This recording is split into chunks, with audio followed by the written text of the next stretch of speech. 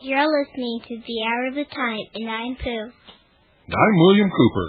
I pledge allegiance to the flag of the United States of America and to the republic for which it stands, one nation, under God, indivisible, with liberty and justice for all. Thank you, sweetheart. You're welcome. I'll come and tuck you in later. Okay. Good night. Did you forget to say goodnight to Allison? Oh, good night, Allison.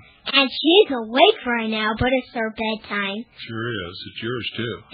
Yeah. Okay. See you later. Okay, bye. Okay, folks, don't go away.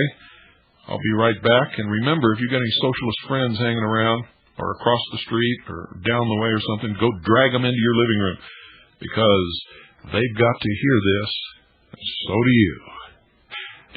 Did you ever wonder why our constitutional republic is suddenly called a democracy? We march from a stricken country, from broken hill and vale, where factory yards are empty and the rusty gear for sale. Our country will not thrive again. Our strength is not for use. The hope of prosperity has never come to us.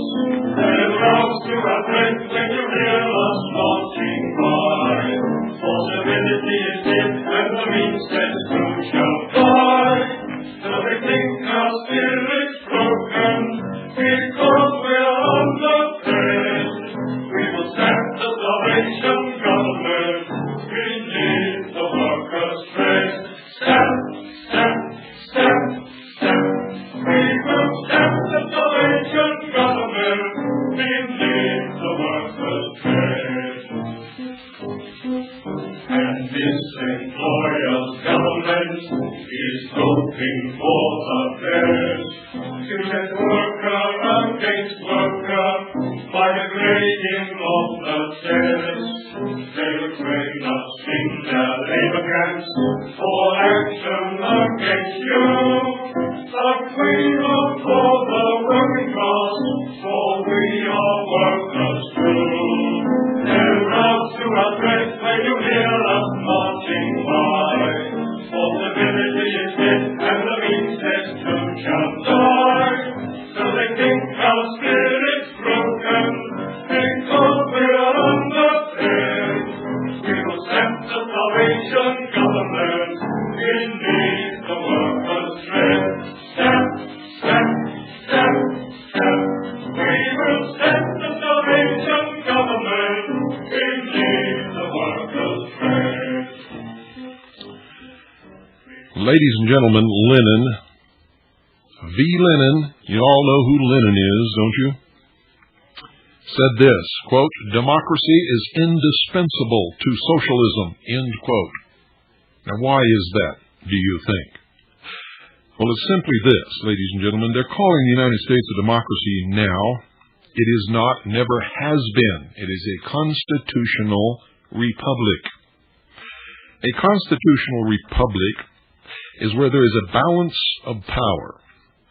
In the federal government, that balance consists of the executive branch, the judicial branch, and the legislative branch.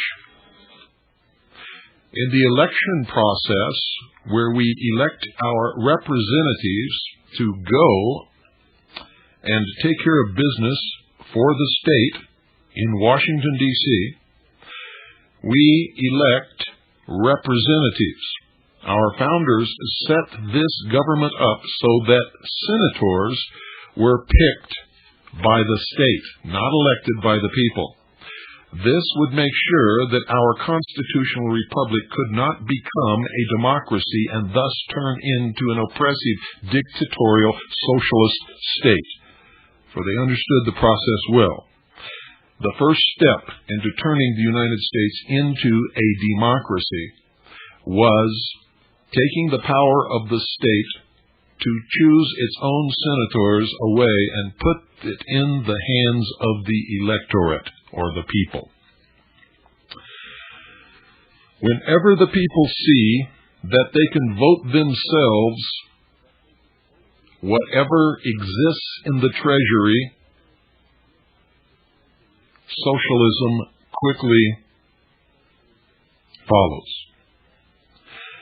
For when the people find out that they can vote themselves whatever they want, and that's what's happening in the country today, people are voting themselves whatever they want, Congress is voting themselves whatever they want, everybody is moving this country more and more into socialism.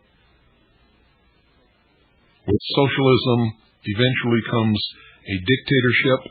With a dictatorship always comes fascism in its various forms, or total and absolute control and ownership by the state of everybody and everything, and that is known as communism.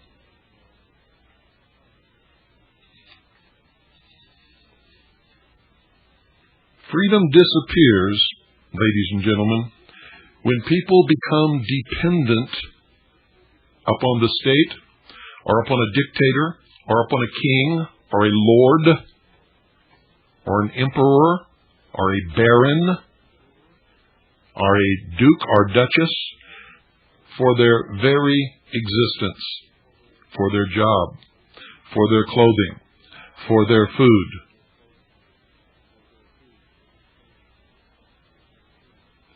When this happens, people, without even realizing it, have become enslaved. In the pursuit of laziness, and in the pursuit of the dole, getting something for nothing, which, folks, is a dream that never, never comes true. There is no such thing as something for nothing. When you accept a benefit from a benefactor, you give away some of your rights, for the benefactor has a right to dictate the manner in which you use the benefit. When you become a child to a father or a mother, the father and the mother have the right to dictate what time the child gets up, what the child has to eat, what kind of work the child does, if the child goes to school or if the child does not,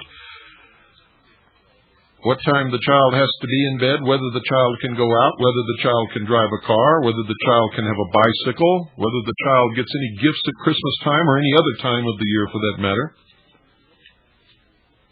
And when people become dependent upon the state, they become the child and the state becomes the father.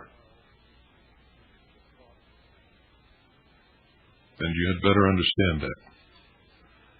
That is why Lenin understood, and our founding fathers understood, that democracy is indispensable to socialism. Did you ever wonder why the United Nations military is called peacekeepers? Because Karl Marx said this. Karl Marx wrote the Communist Manifesto. I quote, "Peace is the absence of all opposition to socialism," end quote. Let me say that one more time. Karl Marx, quote, "Peace is the absence of all opposition to socialism," end quote. Did you know, ladies and gentlemen, that Karl Marx was a bitter failure at absolutely everything that he ever tried? Have you ever really studied his life? Probably not. He was a bitter, absolute failure at every single thing he ever tried. Did you know that Karl Marx was a racist who hated Jews, blacks, and the common man, in particular Slavs? That's right, let me say it again. Karl Marx was a racist. He hated Jews, he hated blacks, and he hated the common man. Your Marxist professor in college didn't tell you that, did he?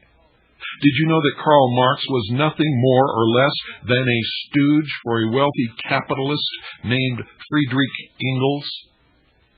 Did you know that socialism was created by the rich as the ultimate method of enslaving and controlling the masses by making them totally and completely dependent upon the state? If not, ladies and gentlemen, I encourage you not to read college textbooks about socialism, but read the actual dialogues between Marx and Engels. You see, they were prolific writers. They wrote letters to each other and to other people their entire lives. Forget the textbooks. They're lying to you. Always, if you want to know the truth, go to the source. That's why I get so angry when somebody calls me to find out what their congressman is doing in Washington. Read the dialogues between Marx and Engels, and you will find it all laid out clearly for anyone to see. Even the sheeple will understand it. Of course, it's dry reading, and it takes a lot of time, and it's boring to wade through all of that crap, because that's what most of it is, absolute, total crap. But if you want to find the truth, you've got to do that. Those who have been teaching you the lie about socialism know that you won't, in most cases, ever even attempt it. Of course, before you start, I must tell you that you must have a brain and some rudimentary intelligence, something that most socialists apparently lack. You see, modern-day socialists have perfected propaganda techniques to the point that the biggest lies are now regarded by the sheeple as absolute truth. For reference, read the ravings, and I mean ravings, of Chip Burlett, the Southern Poverty Law Center, the Anti-Defamation League, Hillary Clinton, the first androgynous president ever, and other socialist organizations and socialist writings and speeches, who were at work destroying this nation, the greatest nation that ever existed in the history of the world, the only nation that ever existed that ever set men and women free in their own right. For you see, freedom has never existed anywhere else in the world, even unto this day, except in this country. For instance, let me take one little common big lie that the socialists have foisted upon the American people, and they have swallowed hook, line, and sinker.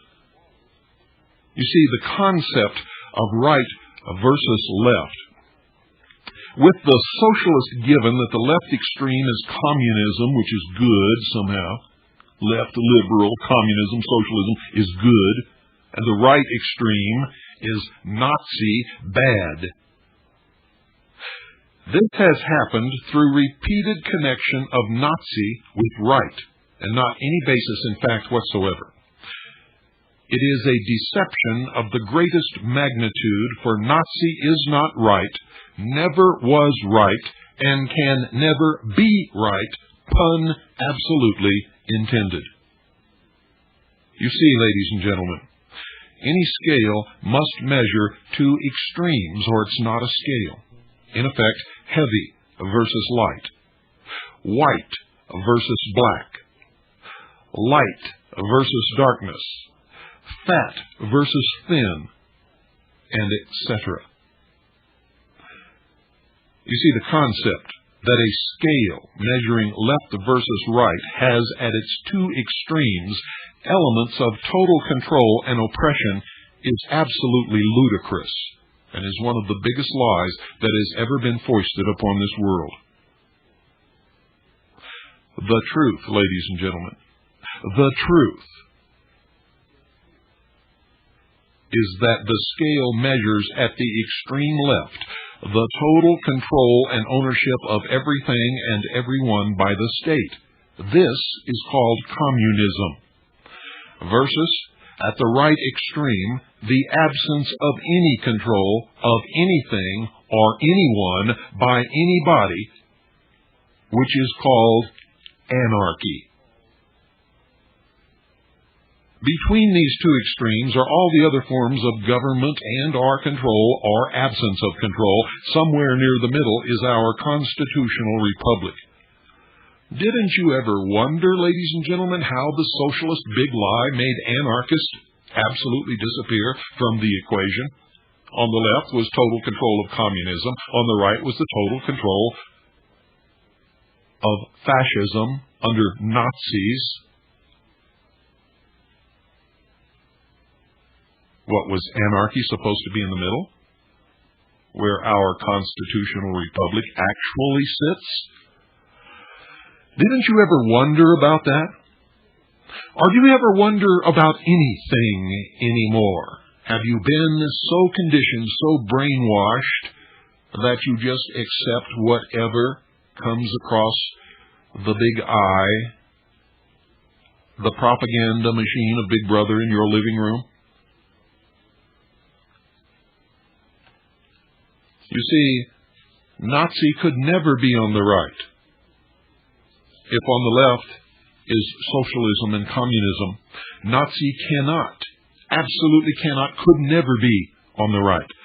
For Nazi is simply gutter slang, ladies and gentlemen, for National Socialism. Nazi originated from the German National Socialist Workers' Party. You see, Hitler was a socialist. Hitler nationalized almost everything. He had social programs for everyone and every circumstance. Hitler was engaged in a program of social engineering never before attempted by anyone or any government in the history of the world. Hitler repeatedly made reference to a, quote, new order, end quote, and a, quote, new order of the world, end quote. You see, folks, the so-called New Age movement is nothing new. It actually originated in Nazi Germany, and most of what is extant now as New Age was, in fact, in vogue then. Communism is also a manifestation of socialism. Nazis can only exist on the left just above communism, which, by the way, exhibits more facets of fascism than the Nazis ever did. Murdered more people than the Nazis ever did. But that does not excuse what the Nazis did, don't get me wrong. What I'm trying to do is show you the truth and expose the big lie under which you have been living for so many years. For all of these lies, taken together, are forcing you down on your knees, are propelling you over the cliff toward a death in a world of socialism where you will be enslaved in a cashless system of debt, chained to a computer forever, where ownership of private property is forbidden, and where the school and the community will be merged with the mental health center, and you will be required to attend from birth to grave. Another socialist lie is that fascism is an expression of the right. However, ladies and gentlemen, when one studies history, it is found to have only existed in socialist regimes. Fascism is an expression of control which only exists on the left, because on the left side of the scale is where control lives. It only exists in that place. Although communists and socialists will vehemently deny it, fascism only reaches its full potential in a communist system of government where literally everything is owned and controlled by the state. And the only thing that matters is the welfare of the state. The God is the state, the Father is the state, the provider is the state, and the executioner is the state. If you don't believe it, get out your dictionary. The Webster's Encyclopedic Unabridged Dictionary of the English Language defines fascism as, and I quote verbatim, one, period, sometimes capitalized, a governmental system led by a dictator having complete power, forcibly suppressing opposition and criticism, regimenting all industry, commerce, etc., and emphasizing an aggressive nationalism and often, but not always, racism.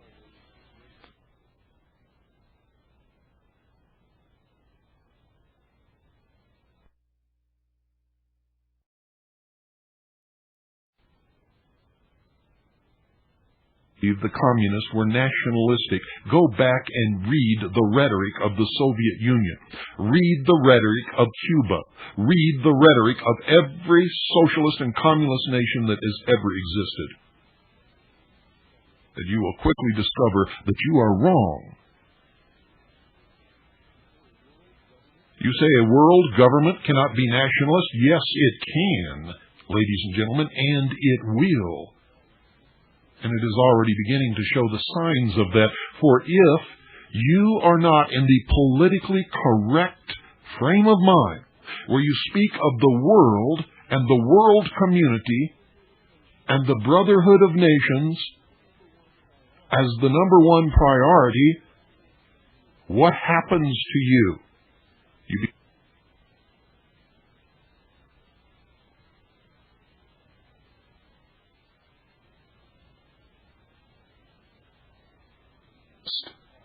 You can mark off one world among the worlds and the stars and the suns and the asteroids in the universe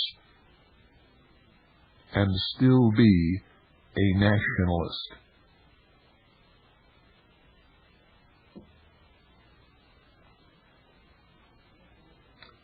The definition that I just read to you from Webster's Encyclopedic Unabridged Dictionary of the English Language describes not only Hitler's Germany, but the Soviet Union for all of its history, and every other communist regime that has ever existed. But somehow the socialists, Chip Berlet, Southern Poverty Law Center, the Anti-Defamation League, the World Federalists, and many, many others, the United Nations as a body, want us to believe that freedom-loving Americans on the real right are Nazi, fascists, racists, and it simply is not true.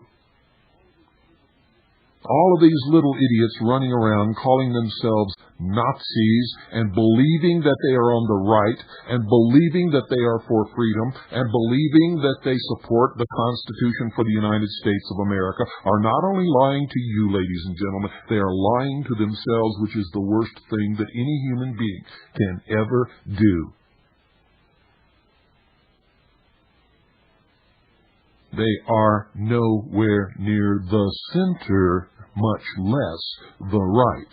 They are firmly on the left, firmly established in that foothold known as socialism, which breeds dictators, which breed fascism.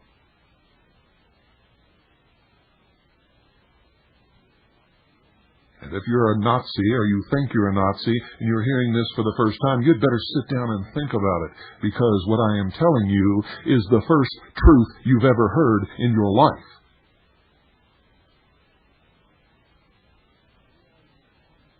May I remind you, ladies and gentlemen, that the Soviet Union has a history of persecuting Jews and other minorities. May I remind you, ladies and gentlemen, that you have never seen a black man in the leadership of the Soviet Union ever.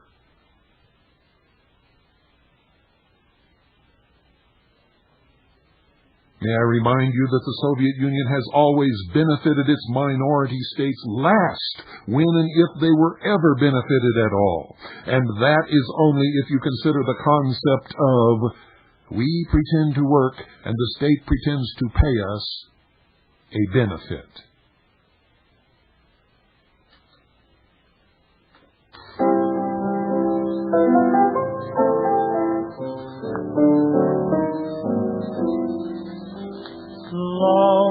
the dole.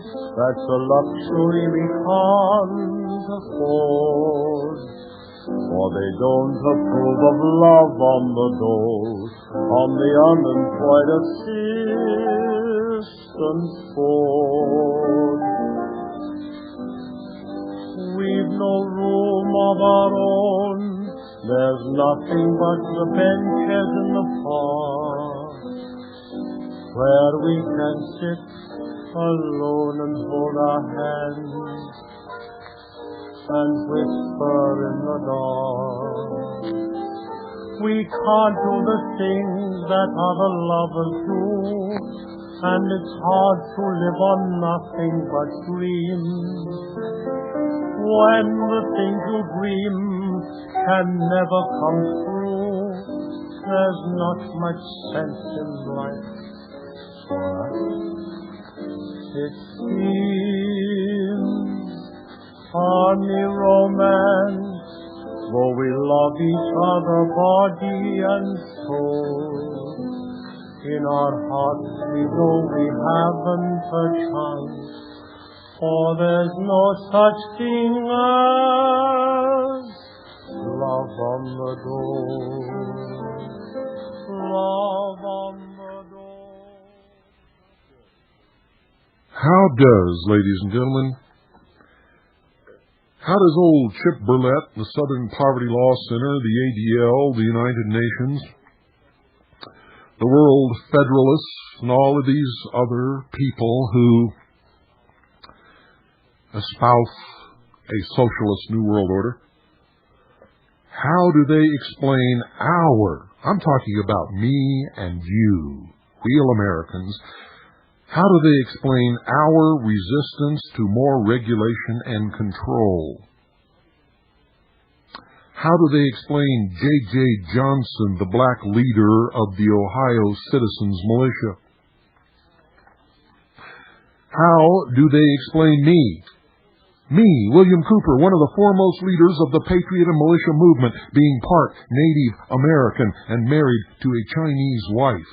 How do they explain my two top assistants being Filipino? That's right, Michael Aponte and his wife Sharon are Filipino. Americans, solid Americans, understand freedom, liberty, and are ready and willing to die for it,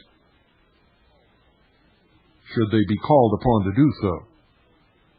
How do they explain the Jews for the preservation of firearms ownership under the leadership of a real American patriot, Aaron Zellman? How do they explain the many blacks, Hispanics, Jews, Orientals, and others of all races and religions who understand truly freedom and belong to patriot and militia organizations? How do they explain our defense of freedom in behalf of all peoples and religions? How do these fools explain our call for more individual responsibility and accountability for an individual's actions? Well, the answer to all those questions, folks, is they can't, they don't, and they won't. Because to do so will force them to admit that they are wrong, and that socialism is wrong. And we are not racists and bigots and terrorists. In fact, exactly the opposite is true. For what we want to give to the population of the world is freedom, responsibility, a sense of self-worth, value, satisfaction, real education, and installation of the truth.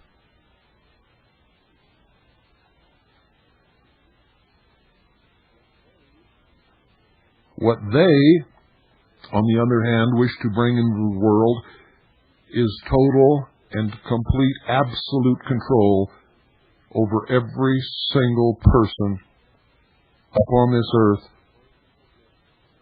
from birth until death, for every single moment, every hour, every day, every week, every month, every year of their lives.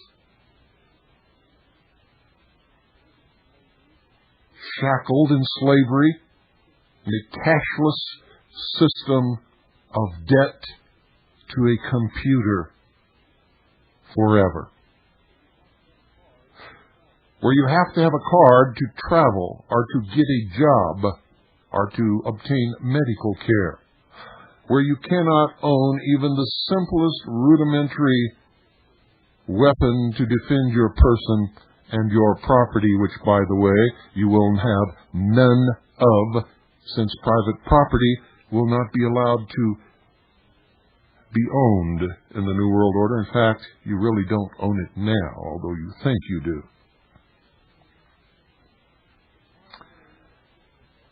How can Chip Burlett, the Southern Poverty Law Center, the Anti-Defamation League, the United Nations, the World Federalists, and all the other socialists and socialist organizations call themselves freedom-loving Americans when, in fact, they support the emerging Gestapo police state and incessantly call for more governmental control over every single facet of our lives?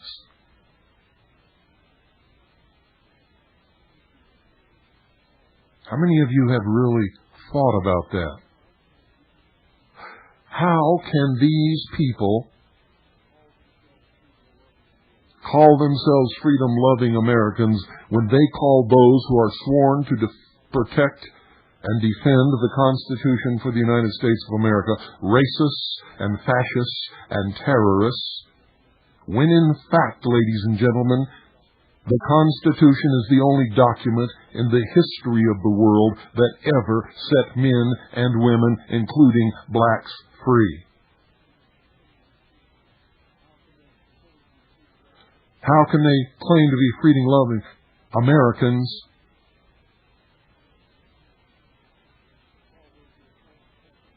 and call those who are sworn to protect and defend the Constitution for the United States of America racists and fascists and terrorists when the Constitution is the government and the supreme law of this land? If we, who are sworn to protect and defend that document, that government, that law, for the protection of all peoples, of all races and religions, are racists and fascists and terrorists, what, pray tell, does that make them? At the very least, ladies and gentlemen, it makes them guilty of treason. They are, in fact, traitors. They are the agents of change for international socialism, commonly known as change agents.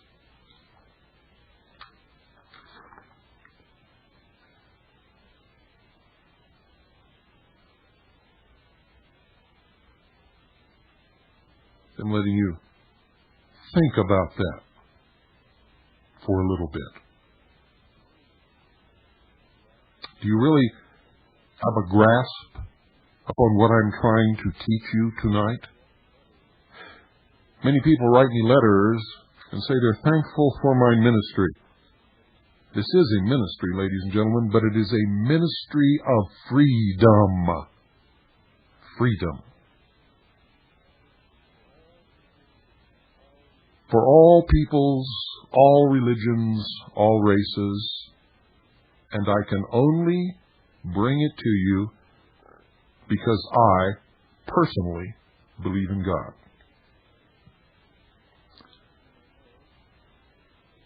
And I know that all beliefs must be free will choice beliefs, or this whole process, this whole game is nothing but a joke.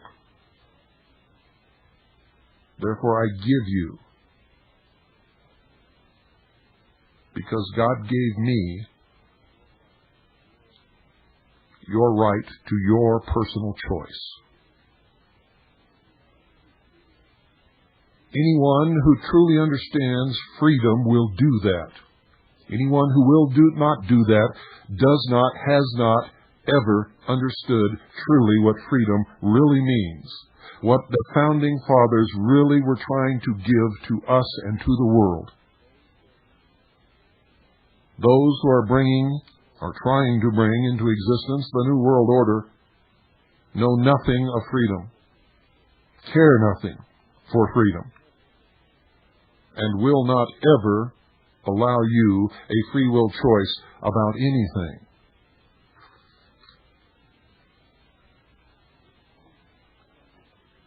With freedom comes a great deal of responsibility, personal responsibility. You are responsible for your actions, and I am responsible for mine.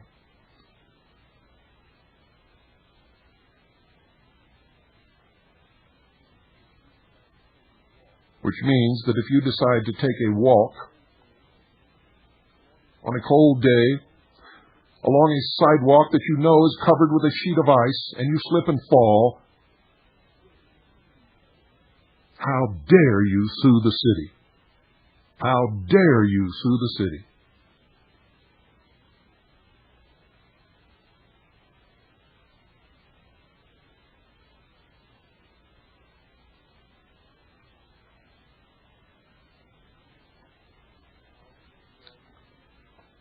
How can they do all these things, ladies and gentlemen? How will they do them? Why have they been doing them?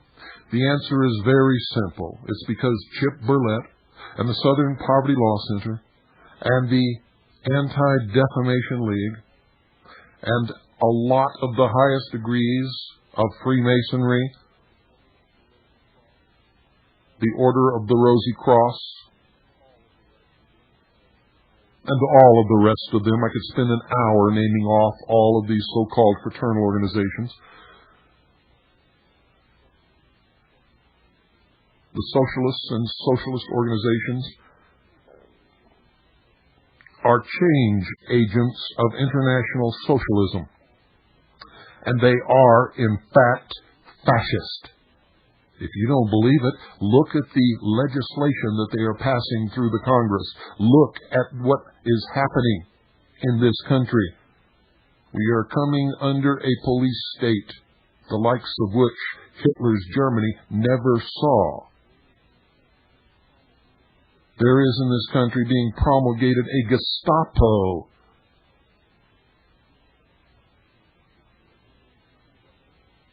which will bring a new definition to the word terror. They are change agents of international socialism, and they are in fact the fascists. They are in fact the Nazis. Chip Burlett and all of those of his ilk are the real Nazis, and who, if they are successful in their efforts, will usher into the world the most oppressive and unescapable system of slavery under a totalitarian socialist world government that this world has ever known.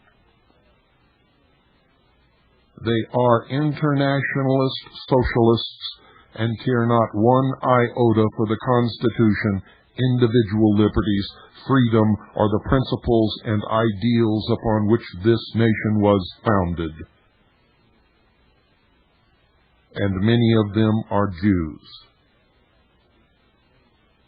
And that absolutely amazes me, for aside from England, this has been the only other country that has ever welcomed Jews as whole and complete citizens and has given them a home, opportunity, and wealth.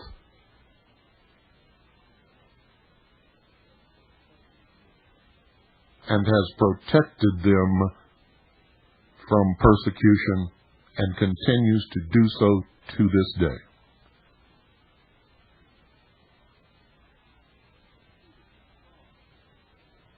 You see, it is the promise. These people are trained by their leaders, their rabbis, to be professional victims. And I'm talking about the ghetto Jews. They are lied to and manipulated, and they are people just like the rest of us, and if you were in their shoes, you would behave in exactly the same manner. They are told by their leaders that the world is their enemy, that you and I are their enemy, and it is not true.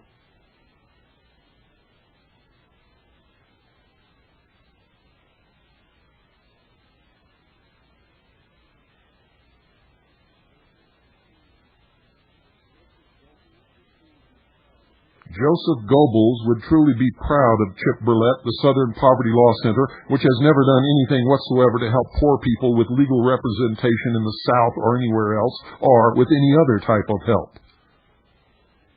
It is a sham, a scam, a con.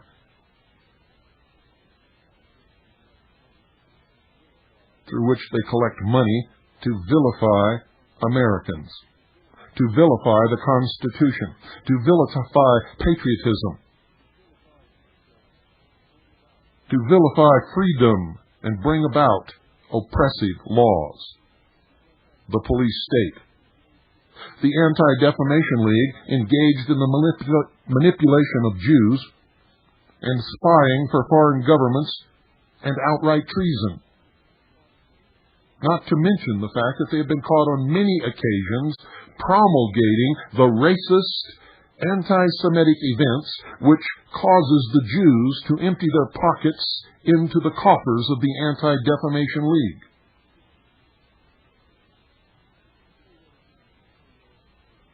Let me say that again so you'll understand it. Remember, Jews are people just like everyone else who have been lied to and manipulated by organizations like the Anti-Defamation League, which is engaged in lying to Jewish people and everyone else, in specifically the manipulation of Jews in order to bring about oppressive laws and the New World Order, and spying for foreign governments and outright treason and criminal activity.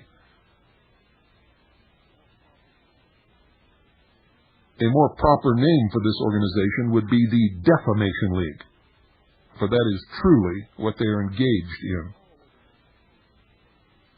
And all other manifestations of socialism that are at work to destroy the United States of America.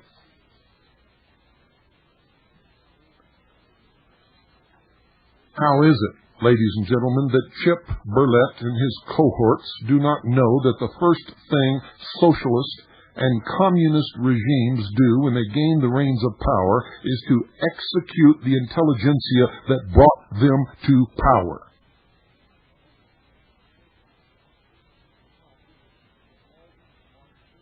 How is it that all these Marxists in our universities and colleges can promote Marxist socialism and expect to survive in light of socialism's terrorist history and its record of persecuting those people who are bringing them to power?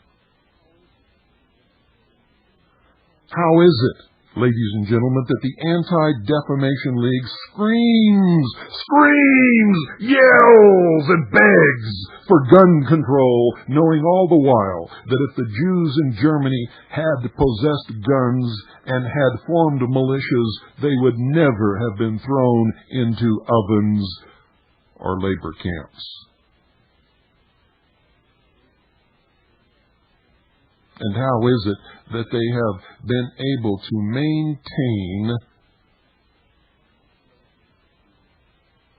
the manipulation of the Jews in that regard even unto this day?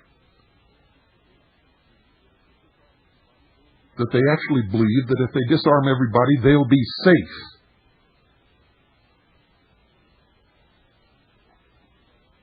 Well, they won't.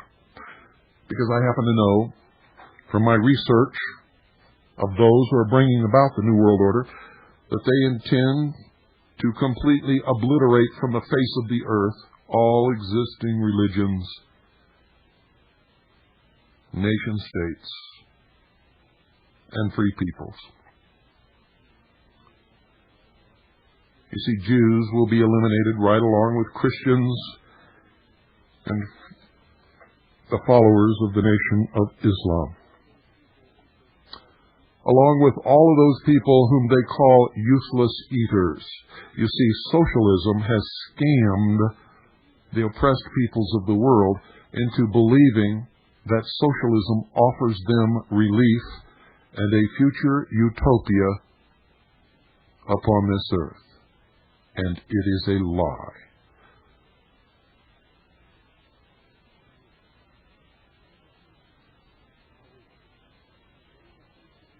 How is it that in the face of the research done by the Jews for the preservation of firearms ownership and Aaron Zellman, that Jews do not know that weapons control has always been followed by genocide in every instance that it has occurred in the history of the world.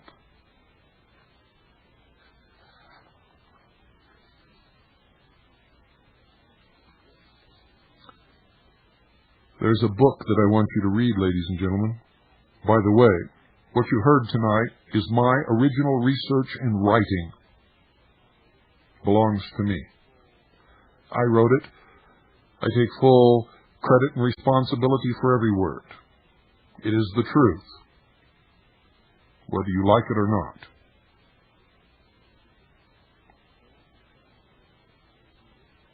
But I want you to find this book if you can and read it. I have no idea what year it was published. But it's called Karl Marx, Racist. And it was written by Nathaniel Weil, W-E-Y-L, a Jew. Karl Marx was also a Jew who hated Jews, blacks, Slavs, and the common working man. I believe that the reason that he hated these people was because of his own failures. Because he was an abject failure in everything that he ever attempted in his entire life. This book takes exactly, word for word, from the writings of Karl Marx, Friedrich Engels, and others, the proof, the absolute proof of where socialism came from and what it is really all about. And it's not even remotely close to what you think it is about. And that's why no socialist nation or regime that has ever come to power anywhere in the world has ever fulfilled the dream of the socialists.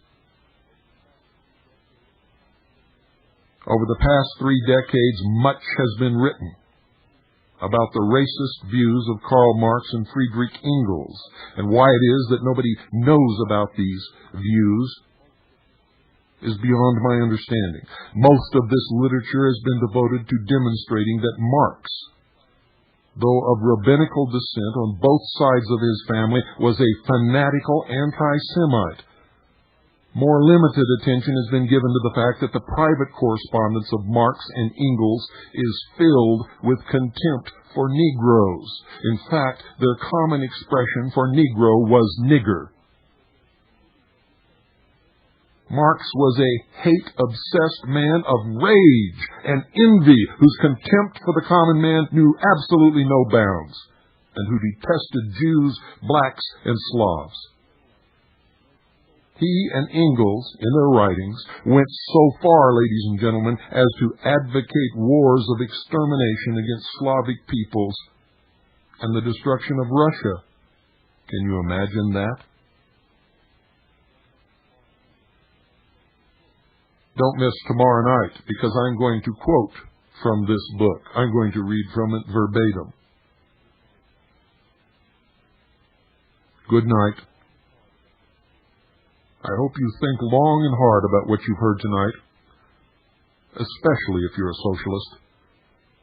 And even if you are, God bless you all. Love on the dole, that's a luxury we can't afford, for they don't approve of love on the dole. Arise, sovereigns of your slumbers, arise, ye criminals of God, for reason in revolt shall stand, and love ends the age of ten. Now away with all superstition, summer messes, arise, arise, we'll change for with the old tradition, and from the dust to win the prize. And comrades, come rally, and the